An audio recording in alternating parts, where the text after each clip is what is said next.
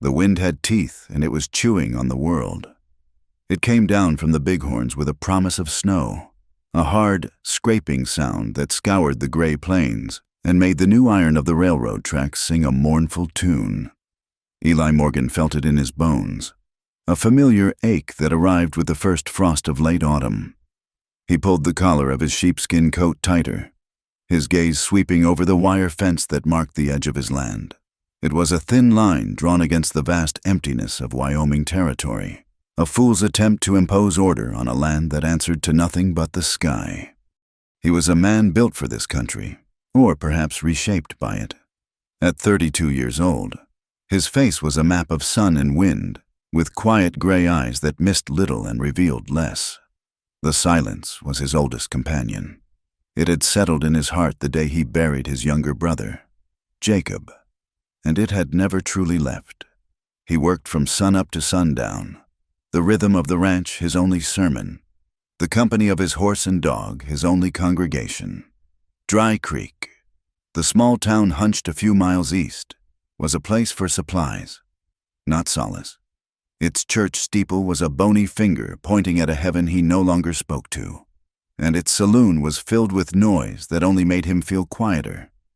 The Union Pacific had laid its steel spine across the territory a generation ago, but this new spur line, cutting near his northern pasture, was a fresh wound on the landscape.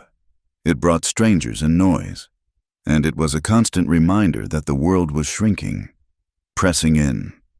He was checking the fence for breaks, a job he trusted to no one else, when his horse, a steady buckskin named Boulder, stopped short, ears twitching. Eli followed the horse's gaze. Down by the raised bed of the tracks, there was a heap of something, a bundle of discarded clothes, maybe, or a dead coyote. He swung down from the saddle, his boots crunching on the frozen earth. The wind tore at him, trying to push him back. As he got closer, the bundle moved. It was a person, a woman, curled into a ball against the cold, hard gravel. Her dress was thin calico, ripped at the shoulder and dark with grime. But it was her feet that made Eli's breath catch. They were bare, blue with cold, and bloody. He knelt, his movement slow and deliberate, the way he would approach a spooked colt. "Ma'am." She flinched, a small, violent tremor, and scrambled backward, her eyes wide with a terror so profound it seemed to have burned all other expression away. She couldn't be more than 20. Her hair was a tangled mess of brown and gold, stuck to a pale face bruised along one cheekbone. "I am not going to hurt you," Eli said, his voice low and even, a tone he used for frightened animals. He held his hands out, open and empty. "You will freeze out here." Her breathing was shallow, coming in ragged little puffs of white. Her gaze darted from his face to the empty horizon and back again. She was a cornered thing, looking for an escape that did not exist. "Please," she whispered, the word cracked and brittle. "Please do not take me to the church." The request was so strange, so out of place, that it stopped him cold.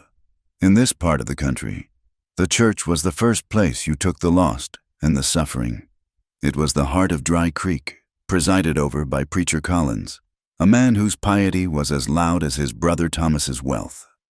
"All right," Eli said, accepting the strange condition without question. Her desperation was a physical thing, a current in the air between them.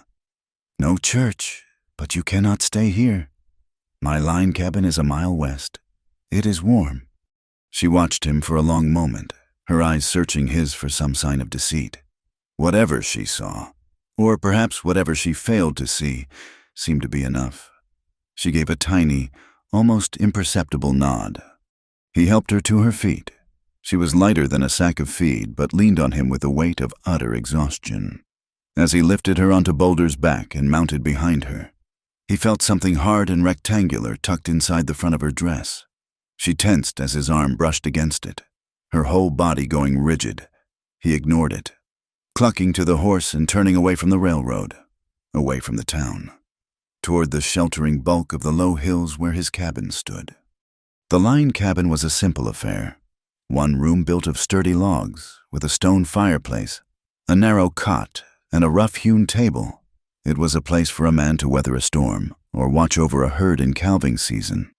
It smelled of wood smoke, old leather, and solitude. Eli eased the woman off the horse and practically carried her inside. She stumbled toward the hearth as if it were a long-lost friend. While she huddled there, shivering, he worked with an ingrained efficiency. He built a fire, the kindling catching with a welcome roar that pushed back the encroaching chill. He filled a kettle with water from the barrel and set it on the hob. From a small trunk, he pulled out a pair of his own woolen trousers, a thick flannel shirt, and heavy socks. They would be far too big for her, but they were clean and warm. He set them on the cot. "You should get out of that dress. I will fetch some salve for your feet." He turned his back, giving her the privacy of his disregard, and went to a small shelf where he kept basic medical supplies. When he turned back, she was still in the damp calico, but she had managed to pull the woolen socks over her raw feet. In her lap, she clutched a small, leather-bound book, a ledger, by the looks of it. Her knuckles were white where she gripped it. It was the hard object he had felt. "My name is Eli Morgan," he said, breaking the silence. She looked up, her eyes still wary. "Abigail," she said, her voice barely audible. "Abigail Hale?" He nodded, taking a clean rag and a bowl of warm water. He knelt before her without a word, and gently took one of her feet in his hand. She flinched, but did not pull away. He carefully cleaned the cuts and scrapes, his touch surprisingly gentle for a man with such calloused hands. He worked with a quiet focus, his attention entirely on the task. The wounds were not deep, but they were numerous, a testament to a long and desperate flight over unforgiving ground. When he was done cleaning them, he applied a layer of antiseptic salve that smelled of pine and herbs. He gave her a cup of hot, weak coffee, and she drank it with both hands, as if to warm them. He noticed she never set the ledger down. She ate the jerky and hardtack he offered, eating quickly and without ceremony, like a starving animal. Afterward, she simply sat, staring into the flames, the ledger held tight against her ribs. Eli rolled his bedding out on the floor near the door, giving her the cot. He did not ask her what had happened. He did not ask her where she came from. The questions were there, hanging in the small space between them, but the fear in her eyes was a wall he would not try to climb. Not yet. He lay in the dark, listening to the two sounds that filled the cabin, the crackle of the fire and the howling of the wind outside. It was a lonely duet he knew well. But tonight, there was a third sound, the soft, unsteady rhythm of another person's breathing. It was a complication. He had not invited a complication into his life for 10 years. Complications got people hurt. Complications got people killed. He knew that better than anyone. Sometime in the deepest part of the night, a scream tore through the cabin's quiet. It was a raw, terrified sound. Eli was on his feet in an instant, his hand reaching for the rifle propped against the wall. Abigail was sitting bolt upright on the cot, her eyes wide and unseeing, her hands grasping at the empty air. She was caught in the grips of a nightmare. "No," she whimpered, twisting away from some unseen phantom. "Do not touch me. Get away." Eli moved to the cot, keeping his distance. "Abigail," he said, his voice soft but firm. "You are safe. Wake up." Her head snapped toward him, and for a second, he saw raw panic in her eyes. Then, slowly, recognition dawned. The cabin, the fire, the man who had pulled her from the cold. She shuddered, wrapping her arms around herself, pulling the coarse blanket tighter. The firelight glinted off something in her hand, a small knife, the blade no more than 3 inches long. He had not seen her take it from the sheath tucked in her boot, but she held it now with a practiced grip. She saw him looking at it and quickly hid it in the folds of the blanket. "Sorry," she whispered, her voice trembling. "A bad dream." Eli just nodded. Returning to his bedroll, He did not sleep again for a long time. He listened to the wolves, their calls a wild and hungry sound on the wind. He was used to them. He understood them. They were honest in their intentions. He was not so sure about the people in Dry Creek anymore. A girl who ran from a church, who slept with a knife, who woke up screaming from things he could only imagine. The next morning, the world was encased in a thin, brittle layer of frost. Abigail was awake when he was sitting by the fire, the ledger in her lap.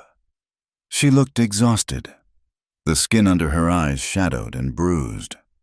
"My horse needs tending," he said. "There is more coffee." When he returned, the smell of bacon frying filled the small cabin. She had found his meager supplies and was cooking, her movements deft and sure.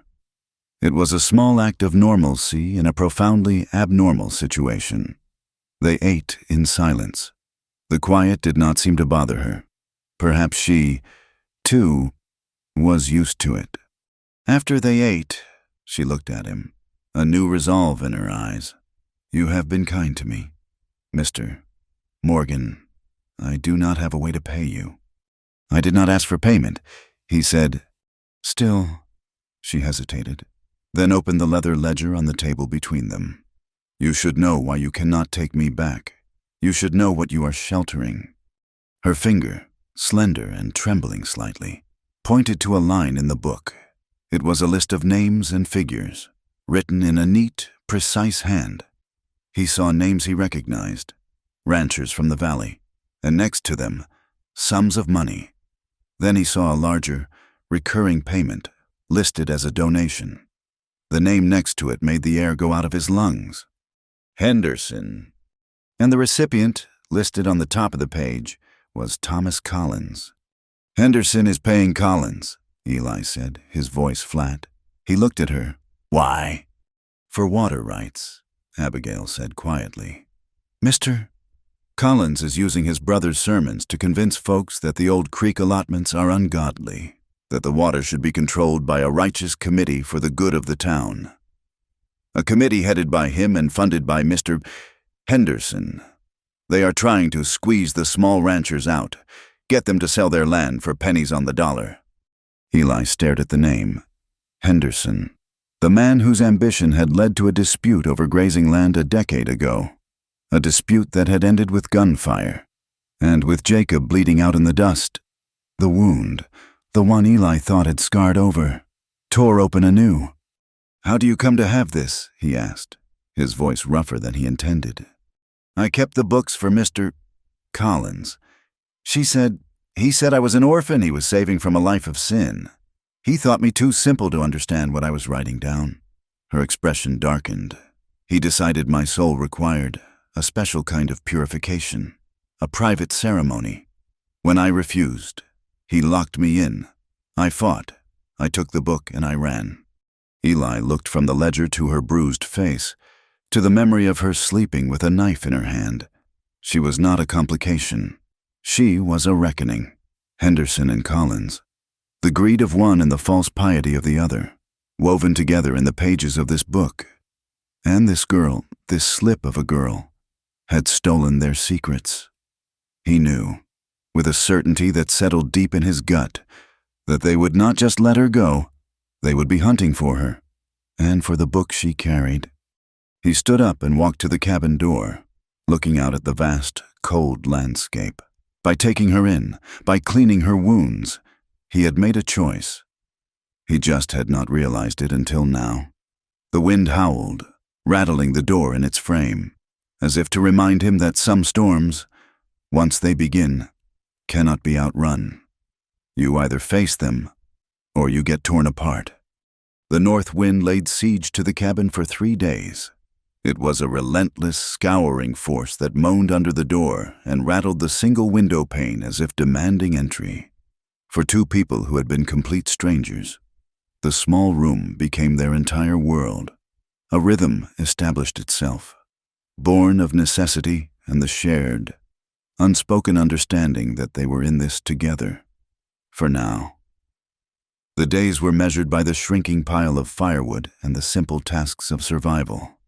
Eli kept his distance, It was a habit of the soul as much as a conscious choice. He rose before the sun, his movements quiet, and tended to the horse in the lean-to that served as a stable. He would return with an armload of wood, build up the fire, and put the coffee on to boil. He said little, asking no questions about her past, offering no stories of his own. His kindness was a practical thing, found in the way he made sure she had the warmer spot by the fire, or the way he refilled her cup without being asked. His bedroll remained by the door, a clear and deliberate boundary between them. Abigail, in turn, began to emerge from the shell of her fear. The terror that had clung to her like frost began to melt in the steady warmth of the cabin. She proved to be resourceful, taking the salt pork and flour he had and turning them into passable meals.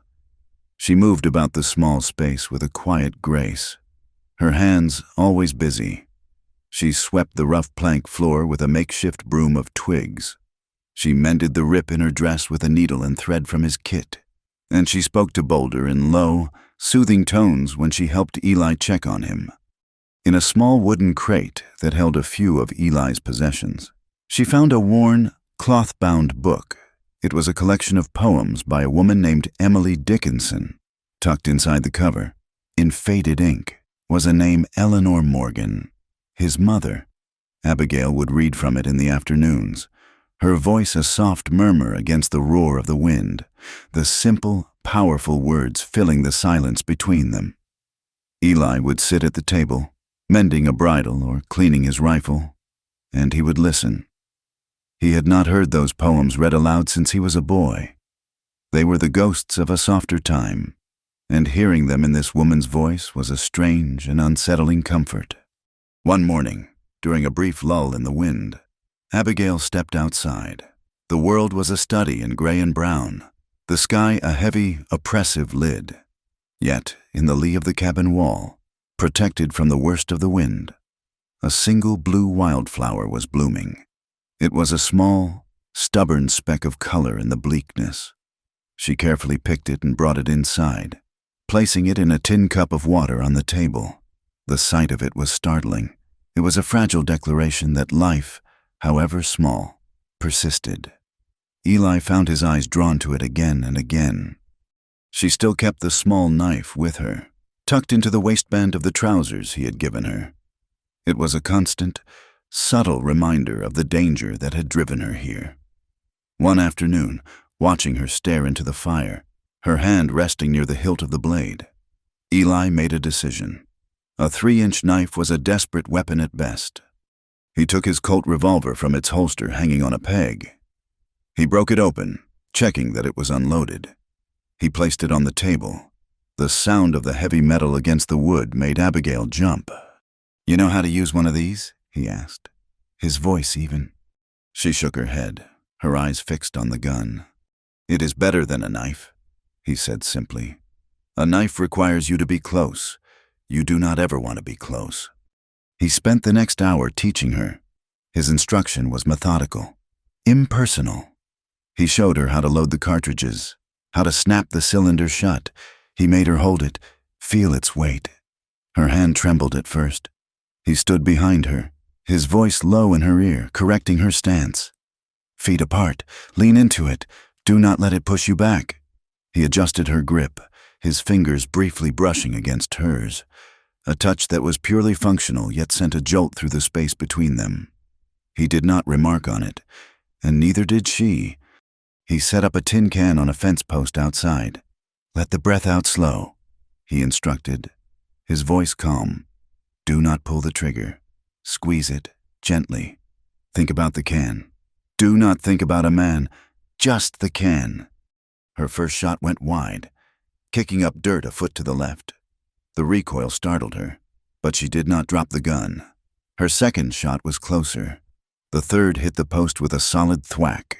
She did not hit the can that day, but she learned the feel of power held in check, the cold responsibility of the weapon.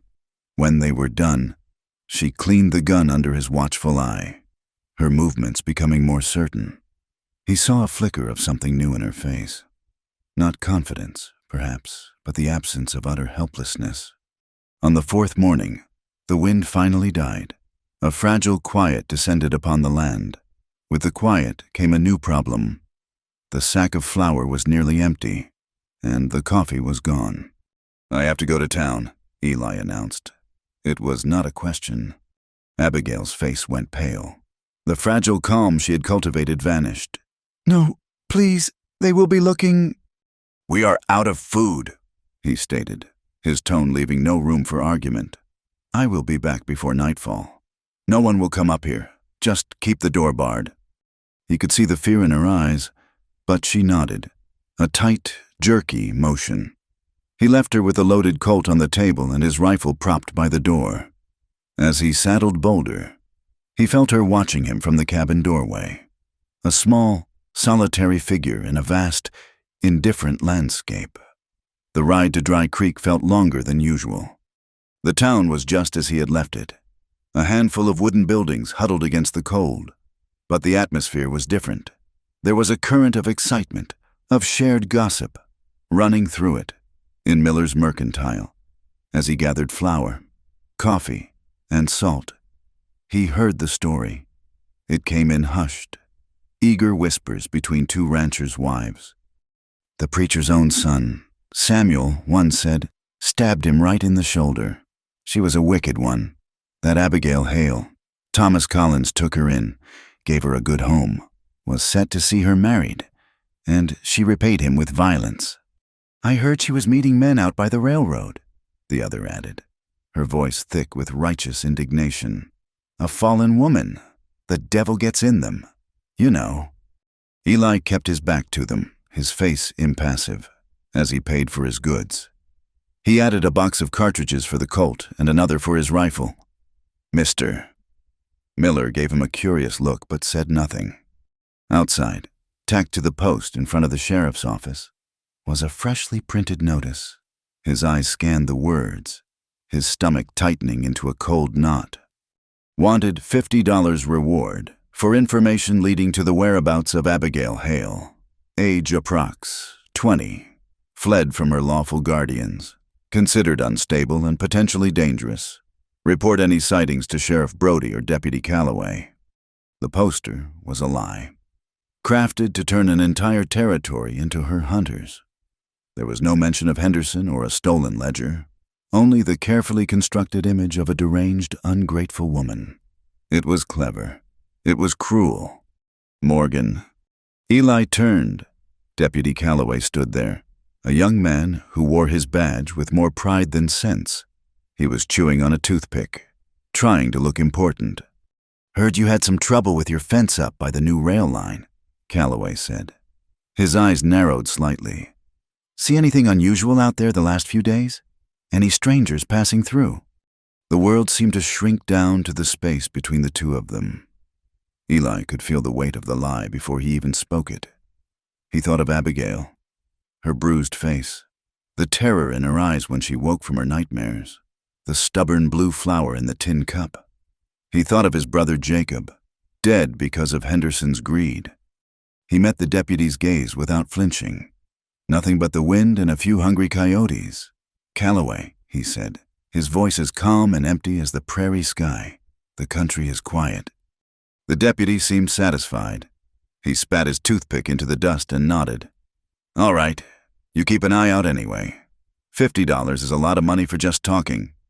Eli nodded once, loaded his supplies onto his pack mule, and mounted Boulder. He rode out of Dry Creek without a backward glance. The lie sat in his chest, a solid, heavy thing. It was not the first lie he had ever told, but it was the first one that felt like a vow. In that single moment, standing in the dusty street of a town that had already condemned her, he had stopped being a man offering temporary shelter. He had become her ally. He had chosen a side, his and hers, against all the others. The knowledge offered no comfort, only a grim clarity. The world had come for them, and he had just sent it looking in the wrong direction. For now, he rode back with the cold truth of the wanted poster pressing on him more than the Wyoming wind, when Abigail saw him coming. a lone figure emerging from the gray expanse. She unbarred the door. The Colt revolver held loosely at her side, her stance a mixture of relief and apprehension. She had the sense to stay inside until he was close. He did not speak as he unsaddled Boulder and unloaded the supplies. He worked with a grim, methodical silence, carrying the sacks of flour and beans into the cabin. Abigail watched him, her eyes searching his face for a sign of what he had found in town. She saw it in the hard set of his jaw and the way he avoided her gaze. He set the last of the provisions on the table, including the 2 new boxes of cartridges. He pushed the one for the Colt toward her side of the table. His meaning was clear. This was no longer about a few days of shelter. This was an arsenal for a longer fight. Her shoulders, which had been tense with anxiety, seemed to slump. "They are looking for me," she said. It was not a question. "A poster," Eli confirmed, his voice low. $50. It says you are unstable, says you attacked the preacher's son." She flinched as if struck. She sank onto the bench, her hands twisting in her lap. "They are making me into a monster." "It is what men like Collins and Henderson do," Eli said. He finally met her eyes, and she saw the cold anger there. An old, banked fire now stirred to life. They buy the law, they buy the newspapers, and they buy the story. What I need to know is the whole truth. Not just the names in that book, but everything. His quiet intensity seemed to give her strength. She took a deep breath, the kind a person takes before diving into icy water.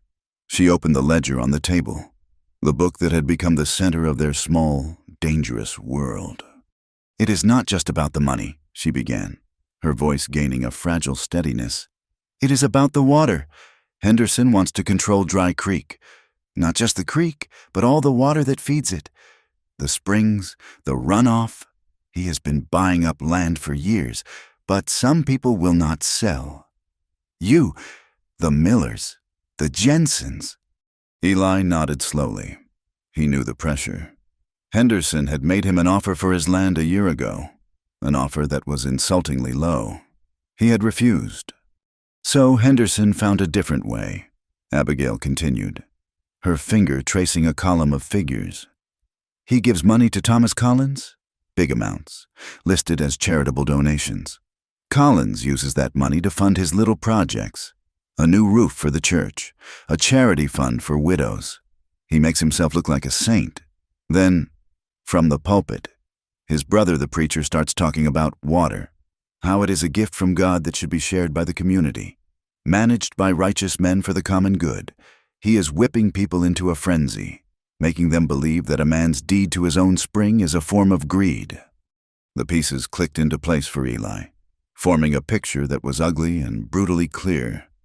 They were using God to steal land, and when the small ranchers are choked out, with no water for their herds, Henderson will be there to buy their property for nothing.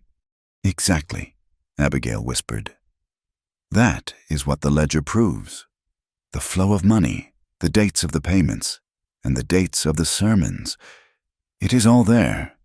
She paused, her gaze dropping to the worn leather cover. "I did not understand it all at first. I just copied the numbers, but I listened. Thomas Collins is a proud man. He likes to boast. I heard enough to piece it together." Her face hardened. "And Samuel, the preacher's son, he was part of my education." Eli waited, his stillness an invitation for her to continue. "I was an orphan. They took me in from a church home back east. They said they were saving me. They wanted me to marry Samuel. It was part of the plan, to tie their families together. I refused, but they would not listen. One night, Thomas and his wife went to a dinner at the Henderson Ranch. The preacher said he wanted me to stay for a private prayer session, for my stubborn soul." She stared at the wall, her eyes seeing a room far from this cabin. He locked the door to the parlor. Samuel was waiting. "He told me that a wife's duty was to submit, that he would cleanse me of my pride. He came toward me." She stopped, her breathing shallow. I backed away. I told him to stay away from me. He just smiled. He said no one would believe an ungrateful orphan over the son of a preacher. When he reached for me, I panicked. I grabbed a letter opener from the desk. It was shaped like a small dagger. I told him if he touched me, I would use it. He lunged, and I struck him in the shoulder. He screamed. I did not wait to see what happened next. I ran to Thomas's study. I took the ledger because I knew it was the only thing that could make anyone believe me. And I climbed out the window. I just ran. Eli looked at the ledger, then at her. He saw the whole story now. The bare, bloody feet, the terror in her eyes, the knife. It was not the weapon of an attacker. It was the last defense of the desperate. And in the middle of it all was the name Henderson. The name that was a scar on Eli's own soul. He felt the cold memory wash over him, as vivid as if it were yesterday. Jacob, young and laughing, full of plans. The argument over a stretch of grazing land Henderson claimed was his, the hot words turning to drawn guns. Eli had been faster, but not fast enough to save his brother from one of Henderson's men. He had carried Jacob home, but he had left a part of himself out on that dusty piece of ground. The old hatred, cold and sharp, rose in him. This was not a stranger's fight anymore. It never had been. Henderson was trying to finish what he started 10 years ago, taking everything. First his brother, now his land. Abigail was just the one who had gotten caught in the middle. The next morning, under a sky the color of lead, Eli made another decision. He rode east, toward the broken country of the Badlands. There, in a small dugout carved into the side of a butte, lived a man named Tomas. Thomas was over 60. His face a creased and weathered landscape. His blood a mix of Apache and something else he never spoke of. He had been a scout for the army, a trapper, and now he was just a man who preferred the company of eagles to people, but he saw everything that moved in this valley. Eli found him sitting outside his home, braiding a rope of horsehair. An old Sharps rifle rested against the rock beside him. He looked up as Eli approached, his black eyes missing nothing. "Morgan," he said, his voice like stones grinding together, "the wind brings you." "It does," Eli said, dismounting. "I need a favor. Thomas." Thomas continued his braiding. "Favors are heavy things to carry." "I need your eyes," Eli said, getting straight to the point. "There is trouble coming. Men who do not belong here. They will be looking for something. For someone. They will probably ride in from the south, trying to stay off the main trails." Tomas grunted, his fingers never ceasing their work. Henderson's trouble. Eli was not surprised. Little happened on this land that Tomas did not know, his and others. "I have a guest at my line cabin. They are looking for her." Thomas finally stopped his work and looked directly at Eli. He looked at Eli's face, at the tension in his shoulders, and then his gaze seemed to look right through him. "This guest, she has a name. Abigail. And she is worth the trouble Henderson brings." Eli thought of the blue flower in the tin cup, of her quiet voice reading his mother's poems, of the resolve in her face as she taught herself to handle a gun. "She is," he said. Tomas gave a slow nod. "The hawk sees the rabbit from a long way off. I will watch the valley." It was all the promise Eli needed. He thanked the old man and rode back to the cabin, feeling as if he had just gained an ally who was as old and as patient as the land itself. That afternoon, he took Abigail back outside for more practice with the colt. He set up 3 cans on the fence rail. The air was still and cold, perfect for shooting. "They will not stop looking," he told her, his voice devoid of any softness. "The $50 is just to get every fool with a gun on their side. The men who are really hunting you, the ones Henderson hires, will be more serious. You need to be ready." She held the revolver, its weight now familiar in her hand. Her fear was still there, a cold knot in her stomach, but something else was growing alongside it, a hard, defiant anger. "All right," she said, her voice quiet but firm. "Remember what I told you," Eli said, his voice steady. "Let your breath out. Squeeze, do not pull, and look at the target. Only the target." He stood near her, not touching, but close enough that she could feel his presence. a solid anchor in her unsteady world. Breathe. Think about the can. Do not think about the man. She raised the gun. Her first shot missed, kicking up dirt. Again, he said. She fired again. The bullet sang past the second can. Breathe, he repeated, his voice a low rhythm. Do not think about his face. Do not think about what he said. There is only the can. Nothing else exists. She closed her eyes for a second, then opened them. She took a deep, shuddering breath and let it out slowly. She aimed. The world narrowed to the front sight of the pistol and the small, round shape of the farthest can. She squeezed the trigger. The gun bucked in her hand, and the can flew off the fence post with a deeply satisfying clang. A small smile touched her lips. The first genuine smile he had ever seen from her. It changed her whole face, chasing the shadows from her eyes. If only for a moment. She had found a piece of herself out here in the cold, a piece that could fight back. And Eli, watching her, knew that Tomas was right. She was worth the trouble. They had moved from the line cabin to the main ranch house 2 days after his trip to town. The small cabin was too exposed, too isolated. The house his father had built, a solid structure of thick logs and river stone, offered a better view of the surrounding plains and was easier to defend. It also held the ghosts of Eli's family, a presence he had long grown accustomed to, but which now felt different with Abigail there. She moved through the rooms with a quiet reverence, her presence a soft counterpoint to the house's masculine memories. The routine they established was one of waiting. Every sunrise, they scanned the horizon. Every sound on the wind was a potential threat.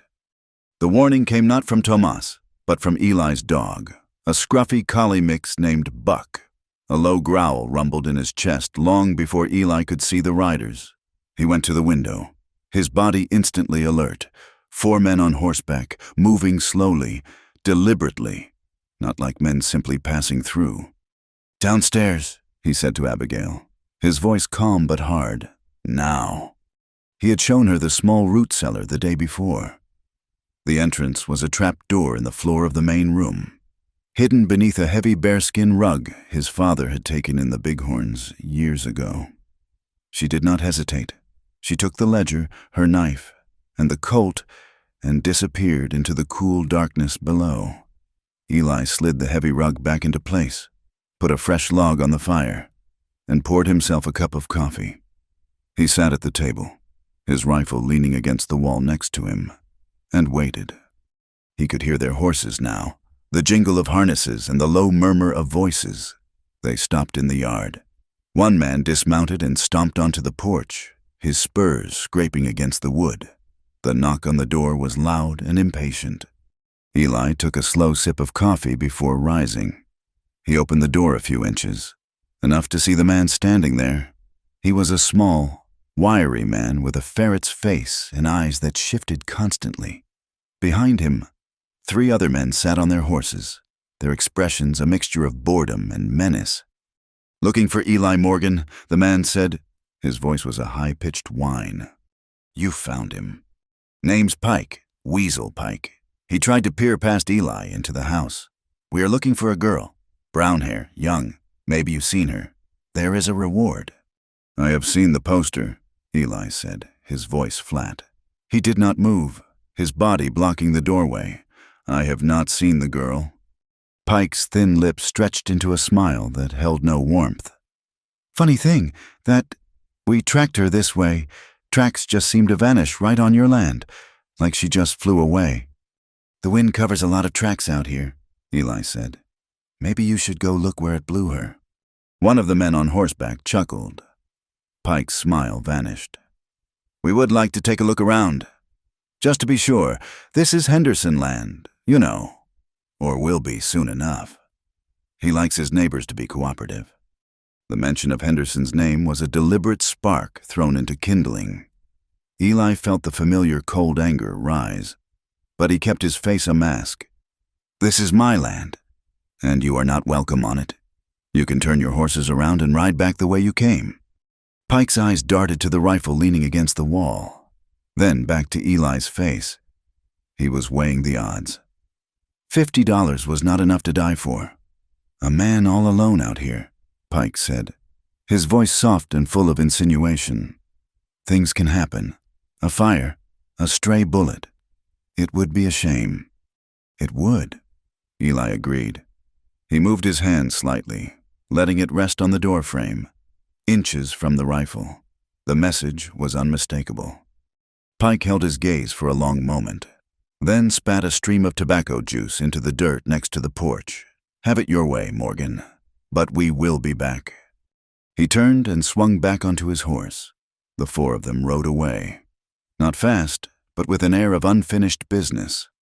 Eli watched until they were small figures on the horizon. He barred the door and pulled back the rug. They are gone, he said into the darkness. Abigail emerged, blinking in the light, her face pale. She put the gun and the ledger on the table. Neither of them spoke. The threat Pike had left behind was as real and as chilling as the evening air seeping through the walls. They ate a silent dinner. Darkness fell, deep and absolute, a blanket of black velvet studded with cold, distant stars. The wind picked up, a low, mournful sound that seemed to snake its way into the very logs of the house. Eli did not go to bed. He sat in his chair by the dying fire, his rifle across his lap, and listened. The first sign of trouble was the smell, a sharp, acrid scent of smoke on the wind, a smell that did not belong to a hearth fire. Then Buck began to bark, a frantic, high-pitched sound. Eli was at the window in an instant. The night was no longer dark. An angry orange glow pulsed against the blackness. Coming from the barn. "Fire!" he yelled, grabbing a heavy coat. "The barn is on fire!" Abigail was right behind him as he threw open the door. The sight that met them was a vision from hell. Flames were erupting from the barn roof, licking at the night sky. The wind, their constant companion, had become their enemy, fanning the blaze into a roaring inferno that devoured the dry timber with a terrible hunger. "The horses!" Abigail screamed. They ran. The heat was a physical blow, pushing them back. Sparks and burning embers swirled around them like malevolent insects. Eli kicked open the side door of the small corral next to the barn. "Get the pack mule out!" he yelled over the roar. He ran to the main barn doors, the heat scorching his face. He could hear the terrified screams of the horses inside. He unlatched the heavy wooden bar, the metal hot to the touch, and hauled the doors open. Smoke and heat billowed out, choking him. Inside, Boulder and his other horse, a young mare, were rearing and plunging in their stalls, their eyes wild with terror. "Easy, boy, easy," Eli choked out, his eyes streaming. He grabbed Boulder's halter, pulling the panicked animal toward the opening. Abigail was there, her face smudged with soot, and she grabbed the mare's lead rope, her voice a steady, calming murmur despite the chaos. Together, they led the horses out of the burning structure and into the relative safety of the open yard, their coats singed, their nostrils flared with fear. They could do nothing more. They stood 100 feet away, helpless, and watched the fire consume Eli's past. The barn was more than just a building. It held his father's tools, his grandfather's saddle. The wagon Jacob had helped him build. It held a lifetime of work and memory. Now it was all turning to ash, carried away on the cruel Wyoming wind. The roof collapsed with a deafening crash, sending a fountain of sparks into the sky. The light of the fire illuminated Abigail's face. Tears streamed through the grime on her cheeks, her expression one of utter devastation. They stayed there until the fire had burned itself out, leaving only a skeletal frame of blackened timbers against the first pale light of dawn. The smell of destruction hung heavy in the cold air. Later that night, Eli sat on the porch, staring at the smoldering ruins. The loss was a hollow ache in his chest. He heard a floorboard creak behind him. Abigail stood in the doorway, a small bundle in her hands. She was dressed in her own mended calico dress. "I am leaving," she whispered. Eli did not turn. "Where will you go?" "It does not matter. Away from here. All I have done is bring this on you. I bring ruin to everyone I meet." Her voice was thick with self-loathing. "I am a curse." "It was not you who lit the match," he said, his voice rough. "It was Henderson. It was Pike. This is not your fault." "But they came here for me," she cried, stepping out onto the porch. The moonlight was stark, casting long shadows. "If I am gone, they will have no reason to bother you again. I can repay you for your kindness, for the food and the clothes." She took a hesitant step closer. "There is only one thing I have left to offer." The meaning of her words hung in the cold night air, an offering born of desperation and a lifetime of being told her only value lay in her body. Eli finally turned to look at her. He saw not a curse, but a young woman who had been broken and battered by the world, who had been taught that her worth was something to be bartered. He rose slowly from his chair and stood before her. "Abigail," he said, his voice softer than she had ever heard it. "Why do you think that is the only way you can repay a kindness?" His question, so gentle and so direct, shattered her. A sob broke from her throat, a raw, ragged sound of pain and shame, because it is all men like them ever wanted. She wept, the words tumbling out. "It is all they see. They make you feel dirty, worthless. They make you believe you are nothing more than a thing to be used." The dam of her composure broke, and the whole story poured out. The whispers, the leers, the constant pressure from the Collins family, the suffocating piety that was a cover for their cold ambition. She told him everything, her voice choked with tears that had been held back for too long. When she was finished, spent and shivering in the moonlight, Eli did something he had not done in 10 years. He reached out and pulled her into his arms. He held her not with passion, but with a firm, steady strength, his hand resting on the back of her head as she cried into his shoulder. It was a gesture of pure comfort, an anchor in the storm that was her life. He was not trying to possess her, only to shelter her. He held her until the shudders subsided, until her tears were spent. He could feel the fragile trust she had placed in him hardening into something solid, something unbreakable. In the ashes of his barn, under the cold, watchful eyes of the moon, their separate battles had finally become one. They were no longer a man and a woman caught in a dangerous circumstance. They were allies, bound by fire and loss, and a quiet understanding that they would face whatever came next, together. The dawn that followed the fire was cold and quiet. The smoldering ruin of the barn was a black scar on the land, a monument to the violence that had visited them. They stood together on the porch, a mug of hot coffee in Eli's hands, a shawl wrapped tight around Abigail's shoulders. The moment of shared grief and comfort in the moonlight had forged a new bond between them.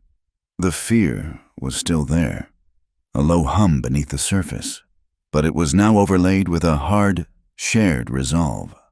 "I am not running anymore," Abigail said, her voice clear and steady in the crisp morning air. She was not looking at the barn. She was looking east, toward Dry Creek. "They have taken everything from me. My home, my name. I will not let them take my voice, too." Eli looked at her. The young woman who had stumbled, half frozen, onto his land was gone. In her place was someone who had been tested by fire and had not been consumed by it. He saw the same stubborn resilience he saw in the single blue wildflower that had bloomed against all odds. "Good," he said, a single word that carried the weight of his full support. "Then we fight." Their decision hung in the air, a quiet declaration of war. They were no longer just surviving. They were preparing for a counterattack. They spent the morning planning, their roles falling into place with a natural clarity. Eli would be the one to gather the weapons of their defense evidence and witnesses. Abigail's battle would be an internal one, a fight to reclaim the strength they had tried to beat out of her. Eli rode out first, heading not toward Dry Creek, but west, toward the small, weathered house where Dr. Abernathy lived. The doctor was an old man, his hands now palsied with age, but his mind was still sharp, and his conscience, Eli hoped, was still intact. He had been the town's only physician for 40 years, a man who knew the secrets and sorrows of every family in the valley. He found Dr. Abernathy on his porch, reading a thick medical text. The doctor looked up over his spectacles as Eli approached, his expression weary.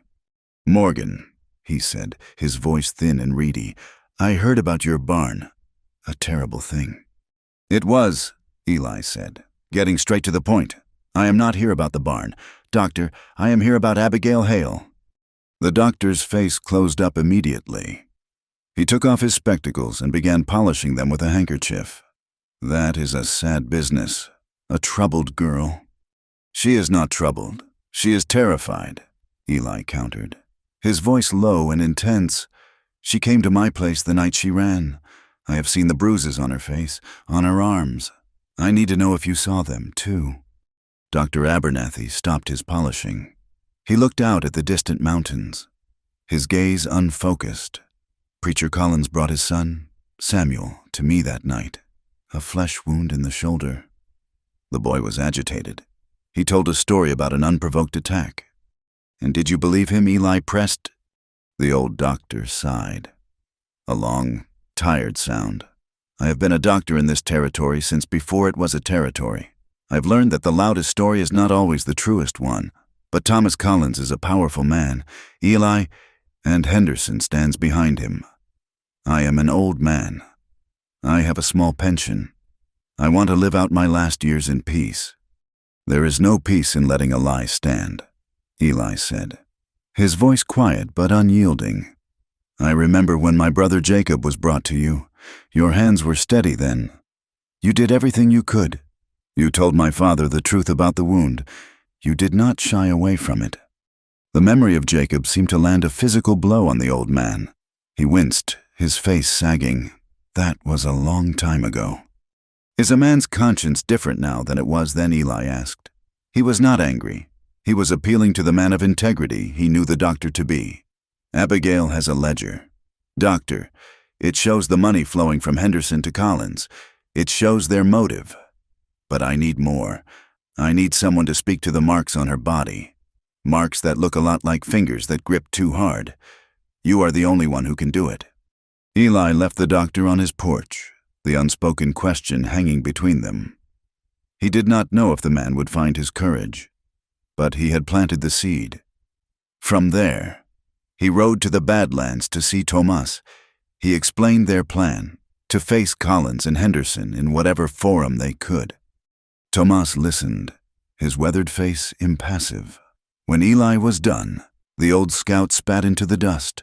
"The white man's court is a crooked trail," he said, "but sometimes it is the only one you can walk. I will be a witness. I saw Pike and his men. I saw them ride toward your land, and I saw them ride away. I will tell what I saw." While Eli was gone, Abigail faced a different kind of challenge. The ranch house was large and empty, filled with echoes of a life that was not hers. She felt like a ghost, an intruder. The temptation to hide, to make herself small, was a powerful one, but she fought it. She stood in front of the small, wavy mirror in the spare bedroom and forced herself to meet her own eyes. She had spent a lifetime looking down, avoiding notice. Now, she practiced holding her head up. She practiced speaking the truth, her own story, to her reflection. At first, her voice was a trembling whisper, but with each repetition, it grew stronger, firmer. "My name is Abigail Hale," she said to the woman in the mirror. "I was in their employ. They tried to hurt me. I defended myself. I am not a monster. I am telling the truth." She walked the rooms of the house, forcing herself to touch the furniture, to look at the faded photographs on the mantelpiece, a stern-looking man and a woman with a gentle smile. Eli's parents, a younger Eli, standing next to a laughing boy who must have been Jacob. She was no longer just hiding in their home. She was absorbing its strength, its history of endurance. In the late afternoon, a wagon pulled into the yard. Abigail's first instinct was to grab the colt, But the driver was a woman, Martha Miller, the wife of the owner of the mercantile, a woman known for her kind heart and her quiet strength. She climbed down from the wagon, her face etched with worry. Abigail met her on the porch, her stance wary. "I had to come," Mrs. Miller said, her voice low. "My husband told me Eli had bought extra cartridges. I put two and two together. The whole town is buzzing with the lies Collins is spreading. They are calling for a meeting, a citizens' committee, to hunt you down." "I am not hiding," Abigail said, her chin held high. Mrs. Miller looked at her, her eyes full of a sad compassion. "Child, you do not understand. This is not about justice. This is about power. They will not give you a fair hearing." She pressed a small, heavy cloth bag into Abigail's hand. It jingled with the sound of coins. "This is all the cash we have. Take it. Eli's pack mule is sturdy. Ride west. Do not stop until you reach California. Start a new life where no one knows your name." The offer was a lifeline, a chance to escape. A week ago, Abigail would have taken it without a second thought. She looked down at the money in her hand, then back at the kind woman who was risking her own safety to help her. "Thank you, Mrs. Miller," Abigail said, her voice thick with genuine gratitude. She gently pushed the bag back into the woman's hands. "But my new life starts here. It starts with telling the truth. If I run now, I will be running for the rest of my life." Martha Miller looked at her, and a slow smile spread across her face, a smile of admiration and respect. "Godspeed, then, child," she whispered. "There are more of us who feel this way than you know. We are just too afraid to say it." When Eli returned at dusk, tired and dust-covered, he found a different woman waiting for him. The last vestiges of the frightened victim were gone. Abigail stood on the porch, her posture straight, her gaze direct. The quiet tension of the last few days had not dissipated, but it had changed.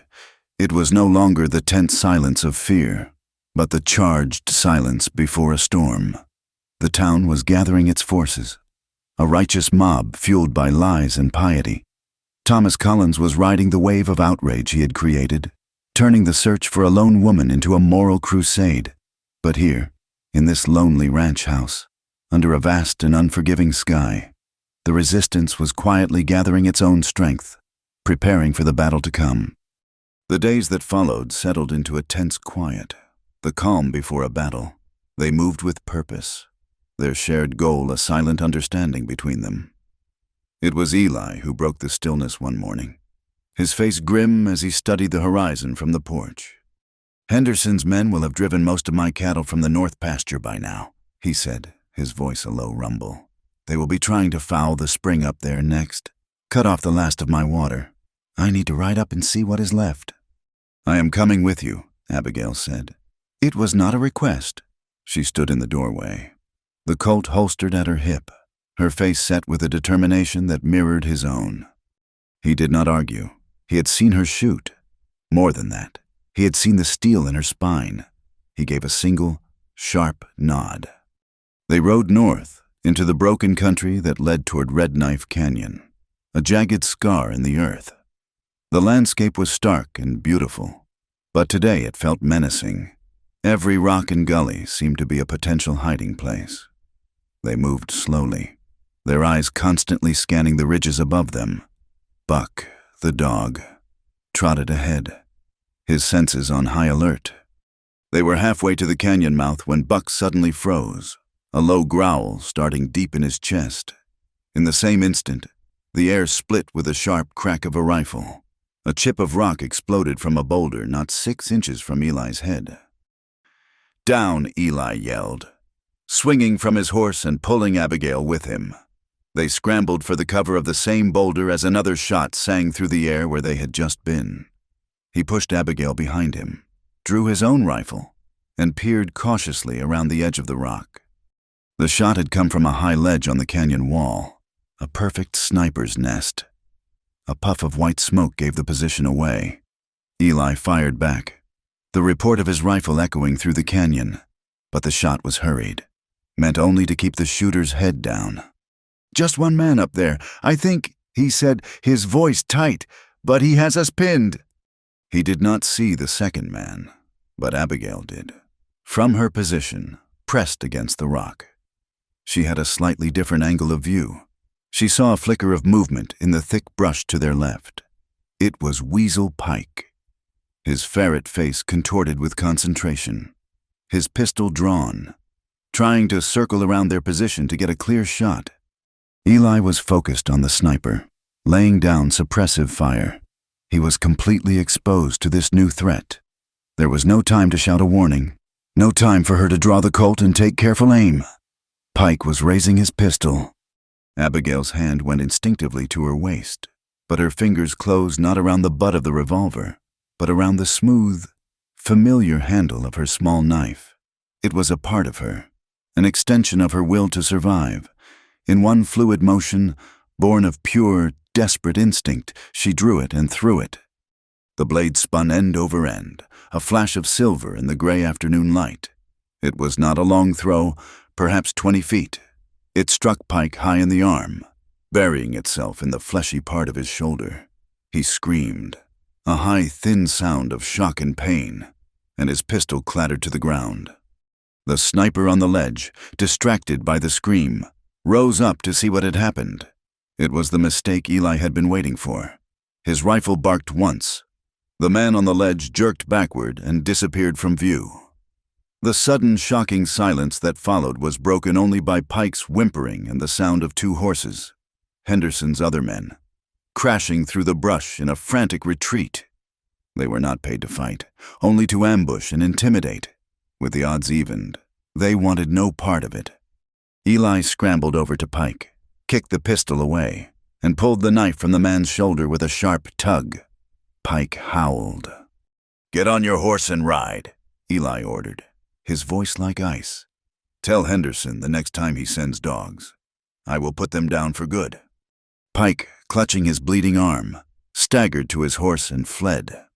The adrenaline drained away, leaving a shaky, cold emptiness in its place. Eli turned to Abigail. She was still crouched behind the rock, her eyes wide, her face ashen. He walked over to her and held out the small knife. His own hand was not quite steady. "You saved my life," he said, his voice rough with an emotion he could not name. He looked at her, truly looked at her, and saw not a frightened girl he was protecting, but an equal who had just stood her ground beside him, who had faced down violence with a courage that stunned him. Before she could answer, a low rumble echoed through the canyon. The sky, which had been gray and heavy all day, had turned a bruised purple. A cold wind whipped around them, carrying the scent of rain. The first heavy, cold drops began to fall. "We need to find shelter," Eli said, his voice urgent. "The storm is on us." He knew a place, an overhang of rock not far into the canyon, a shallow cave used by hunters and travelers for generations. They led the horses, skittish from the gunfire and the coming storm, into the protected space just as the heavens opened up. Rain came down in solid, blinding sheets. Lightning bleached the canyon walls white, followed an instant later by cracks of thunder that seemed to shake the very foundations of the rock. They were trapped, 2 small figures in a vast, violent upheaval of nature. They were both soaked to the skin, their clothes cold and heavy. Eli gathered what dry brush he could find from the back of the cave and, with numb fingers, managed to coax a small, sputtering fire to life. The tiny flame was a fragile thing, a warm, living heart in the cold. Wet darkness. They huddled near it, sharing a wool blanket from his saddle roll.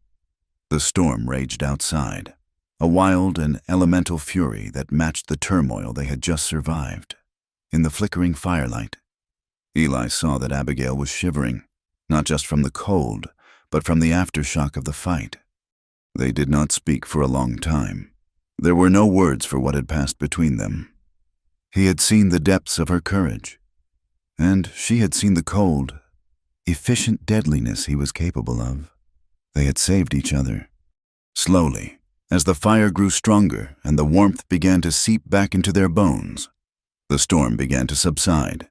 The rain softened to a steady drumming, and the thunder rumbled its way farther down the valley. A profound quiet settled over their small shelter, the silence of a world washed clean. Eli looked at Abigail. Her wet hair was plastered to her forehead, and her face was smudged with dirt. But in the soft firelight, her eyes were clear and deep. He saw the fear and the exhaustion, but beneath it, he saw the unbending core of her strength. He felt a wave of tenderness so powerful it almost stole his breath. He had spent a decade building walls around his heart to keep the memory of loss at bay. And this woman, with her quiet resilience and her fierce courage, had walked right through them without even trying. He reached out, his calloused fingers surprisingly gentle, and brushed a stray, wet strand of hair from her cheek. The simple touch was electric, a current of warmth that had nothing to do with the fire. His voice, when he spoke, was a low, gravelly whisper. "Is this how a quiet girl thanks the man she just saved?" The words were soft, a gentle tease that held a world of meaning. He was acknowledging her strength, flipping the old story of the brave savior and the damsel in distress on its head. He was telling her that he saw her as an equal. A small, tremulous smile touched her lips. She did not pull away from his touch. Instead, she leaned into it, a gesture of absolute trust. She raised her hand and laid it flat against his chest, right over his heart. She could feel its steady, powerful beat beneath her palm. "Only if you truly want to," she whispered. Her words were not a surrender, but an invitation. They were an offering of a choice, a gift of consent that she had never been given before. She was giving him the power, and in doing so, reclaiming her own. He looked into her eyes and saw no fear, only a clear, open honesty. He leaned in and touched his lips to hers. The kiss was not one of passion, but of discovery. It was gentle, questioning, a quiet conversation without words. It spoke of shared danger, of mutual respect, and of a deep, aching loneliness that they both recognized in each other. He pulled back slightly, giving her a chance to turn away, but she did not. Her hand remained over his heart, and her eyes stayed locked on his. In that moment, they were not a rancher and an orphan, not a protector and a victim. They were just a man and a woman who had found an unexpected sanctuary in each other. He drew the blanket tighter around them, pulling her close. The warmth that enveloped them now came not from the fire, but from the profound, healing comfort of two solitary souls choosing, finally, not to be alone anymore. The trial was to be held in the saloon. It was the only building in Dry Creek large enough to hold the weight of the town's judgment. The tables were pushed against the walls, and rough wooden benches were arranged in rows. A heavy canvas tarp was draped over the long bar, a flimsy attempt to hide the whiskey bottles and lend the space a semblance of solemnity. The air, however, still smelled of stale beer, sawdust, and simmering animosity. A circuit judge, a man named Fairfield, had been making his way through the territory and was pressed into service. He was a stern, jowly man with a face that looked weary of the foolishness of mankind. He sat at a small table at the front, his gavel a heavy, uncompromising weight in his hand. The jury was composed of 12 ranchers and townsmen, their faces familiar to Eli, their expressions a mixture of grim duty and nervous curiosity. Eli and Abigail sat on a bench to the left. She wore her mended calico dress, her hands folded calmly in her lap. She looked small and fragile in the crowded, hostile room, but her back was straight, and her gaze was fixed on the judge. Eli sat beside her, a solid, unmovable presence. He did not let his eyes wander. He was her shield, and he would not be distracted. On the other side of the room sat Thomas Collins, his face a mask of pious certainty, and his brother, the preacher, looking pale and righteous. Next to them, a step back in the shadows but controlling the room with his sheer presence, was Henderson. He did not look at Eli. He did not need to. His power was an invisible current that everyone in the room could feel. Judge Fairfield banged his gavel. "This is an informal hearing. he announced, his voice filling the room. "We are here to determine the facts regarding the complaint brought by Samuel Collins against Abigail Hale. We will hear testimony, and the jury will render a verdict. Mr. Collins, since you brought the complaint on behalf of your nephew, you may speak first." Thomas Collins rose to his feet.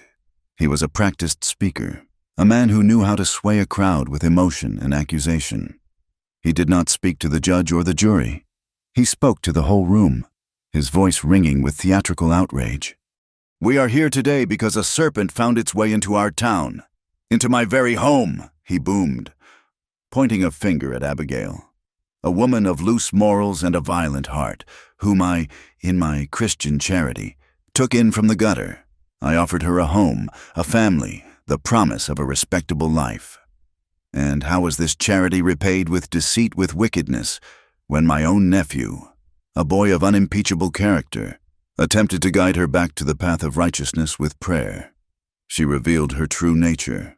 She became as Jezebel, a temptress and a liar, and she attacked him with a blade, attempting to murder him in cold blood. A murmur went through the crowd. Abigail flinched at the word Jezebel, a flicker of pain in her eyes. But she did not look away.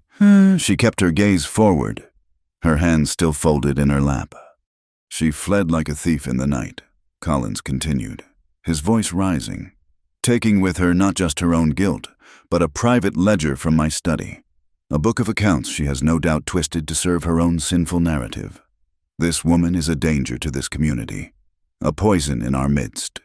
She must be judged, and she must be punished." He sat down, his performance complete. The air in the saloon was thick with condemnation. Judge Fairfield looked at Eli. "Mr. Morgan, it is my understanding that you are speaking for the accused. Do you have anything to say?" Eli stood up.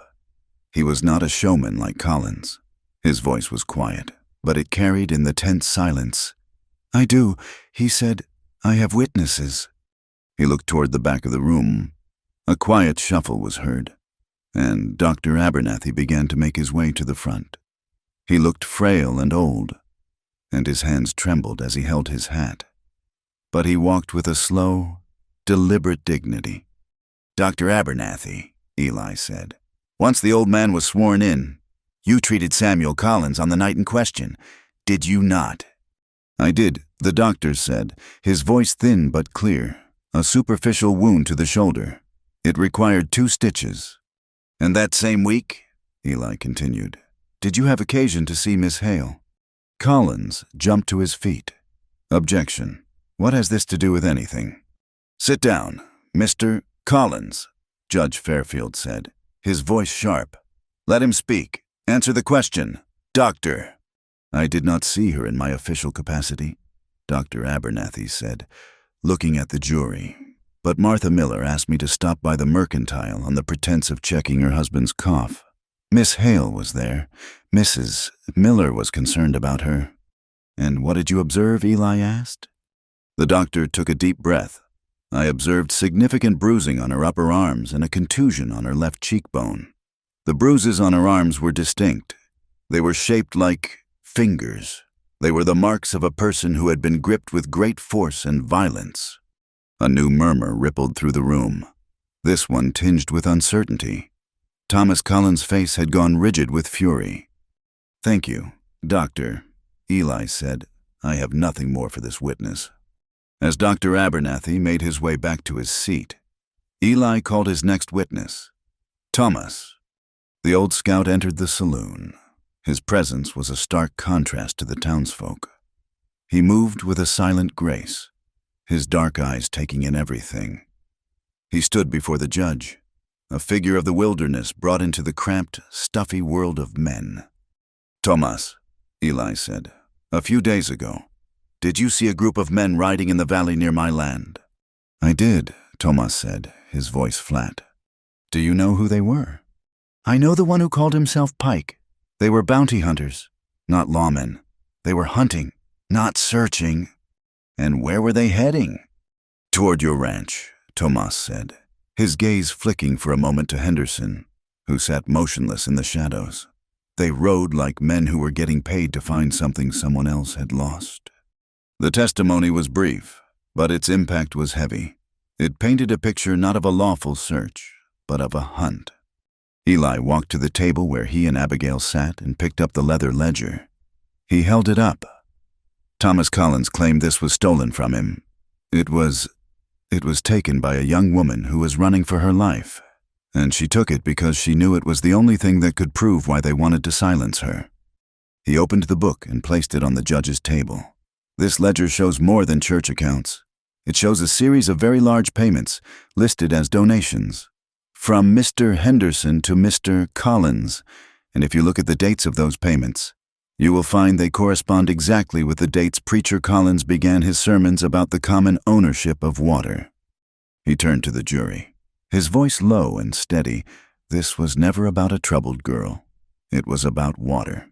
It was about greed. Henderson and Collins were working together to create a panic, to use the word of God to scare you, the ranchers of this valley, into giving up your water rights. They wanted to choke you out, to force you to sell your land for pennies on the dollar. Abigail Hale found out their plan. That is why they locked her in a room with Samuel Collins. That is why they hunted her when she escaped. And that is why they burned down my barn. To silence her, and to silence me. The ranchers on the jury looked at each other, then at Henderson. The pieces were falling into place. They had all heard those sermons. They had all felt the pressure. Now they understood where it came from. It was in that moment of stunned silence that the unexpected happened. A woman stood up from the back of the room. It was Martha Miller. "Judge Fairfield," she said, her voice trembling but clear. "May I speak?" "State your name," the judge said. His eyes narrowed.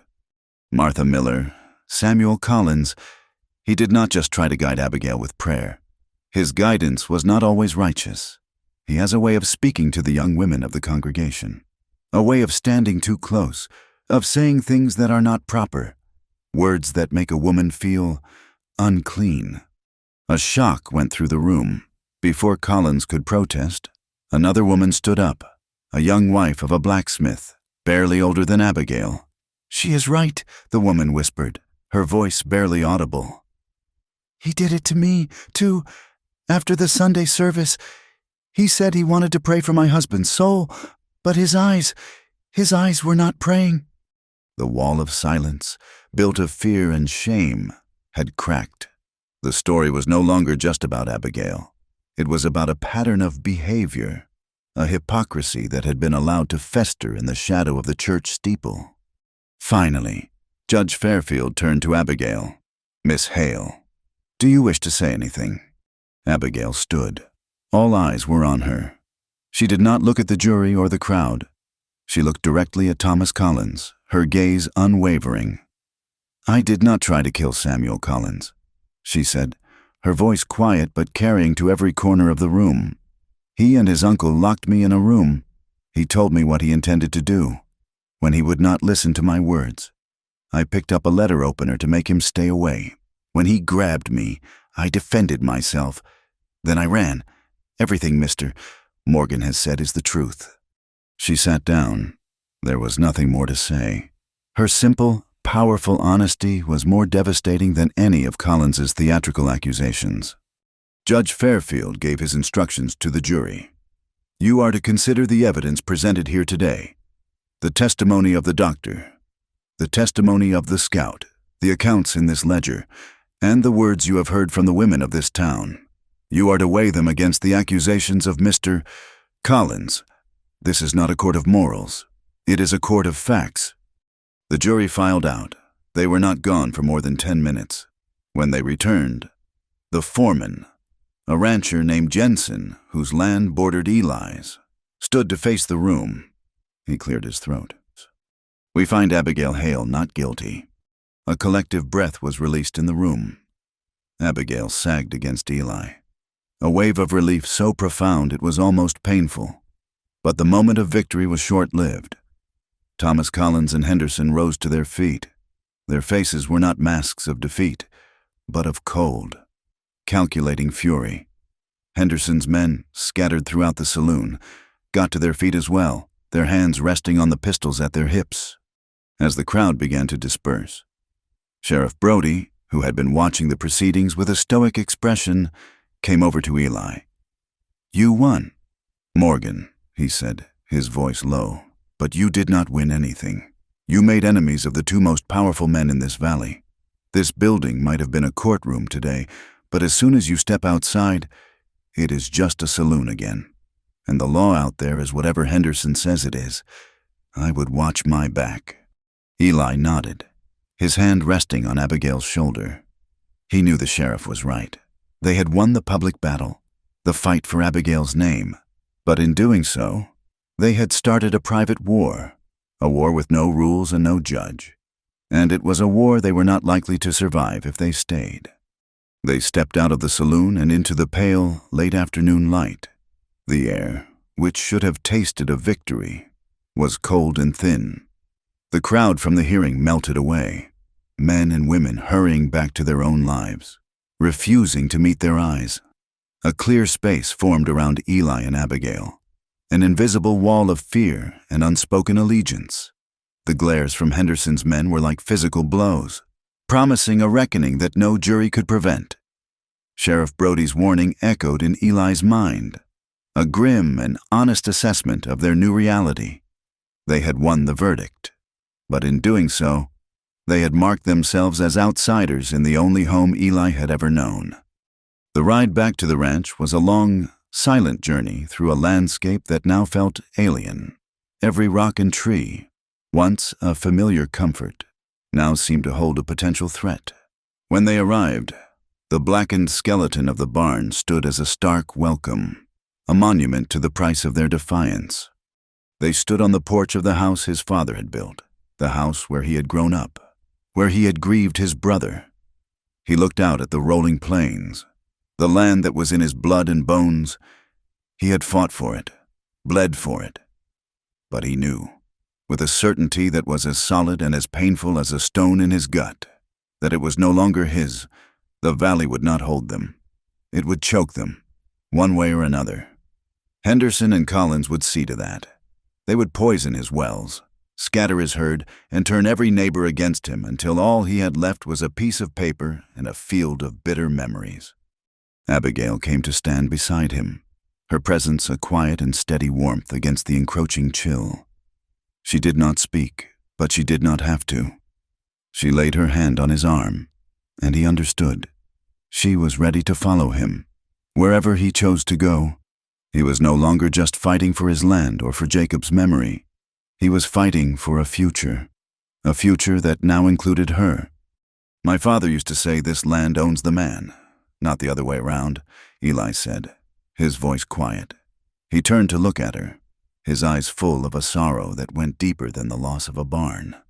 "I think it is time I stopped letting it own me." The decision, once spoken, was a clean break. The next day, an agent from the land office in Cheyenne rode out to the ranch. He was a man Eli had never seen before, with soft hands and a suit that did not belong in this country. He did not ask questions. He simply named a price, a fraction of what the ranch was worth. Eli knew the money came from Henderson, a final, bitter twist of the knife. He accepted it without haggling. The man counted out the bills. Eli signed the deed. And just like that, a lifetime of history was reduced to a stack of paper and a handshake. They spent the next 2 days preparing to leave. The process was a kind of funeral, a careful sorting of the past. Eli was methodical, his movements precise and economical. He was not packing up a home. He was outfitting an expedition. He kept the 2 best horses, Boulder and the mare. He kept the saddles, the rifles, and the tools that could build a new life somewhere else: an axe, a saw, a hammer, a box of nails. He packed flour, salt, coffee, and ammunition. Everything else, the heavy furniture, the dishes, the remnants of a settled life he left behind. Abigail worked alongside him, her silence a comforting presence. She found his mother's worn book of poetry and tucked it carefully into a saddlebag. It was a small, fragile piece of his past that they could carry with them. She also took the blue wildflower, now dried but still holding its color, and pressed it between the pages. On the morning of the third day, they made one final journey. They rode east, toward the broken country of the Badlands, to say goodbye to Tomas. The old scout was waiting for them as if he had known they were coming. He sat by his small fire, a pot of something that smelled of herbs and game simmering over the flames. "I heard the wind carry the news from the town," Tomas said, his dark eyes studying them both. The jury's words were true. The sheriff's words were truer. "We are heading west," Eli said. "I do not know where. The direction does not matter as much as the journey," Tomas said. He looked at Abigail. A long, appraising look. He saw the new strength in her, the quiet confidence that had replaced the terror. He nodded slowly, a flicker of something like approval in his eyes. He went into his dugout and returned with 2 tightly wrapped bundles. "For the trail," he said, handing one to each of them. It was dried venison, hard and dark and rich with smoke, and 2 full water skins. It was a gift of life, a blessing for the hard road ahead. As they mounted their horses, ready to leave, Thomas placed a weathered hand on Abigail's arm. "Walk in sunshine, little warrior," he said, his voice a low rumble. "You have earned it." She looked at the old man, this strange and wise guardian of the valley, and she felt a surge of gratitude. He had seen her not as a victim or a burden, but as a fighter. It was a gift more precious than the food and water he had given them. They rode away from his camp and did not look back. They spent their last night on Eli's land, sleeping under the stars near the small, simple wooden cross that marked Jacob's grave. Eli stood there for a long time as the sun went down, a silent communion with the brother he was leaving behind. He was not abandoning him. He was choosing to live, to build something new from the ashes of their shared past. He was taking Jacob with him, in his heart. The next morning, they woke before the sun. A thin, pale light was just beginning to touch the eastern horizon, outlining the distant mountains in a soft, gray glow.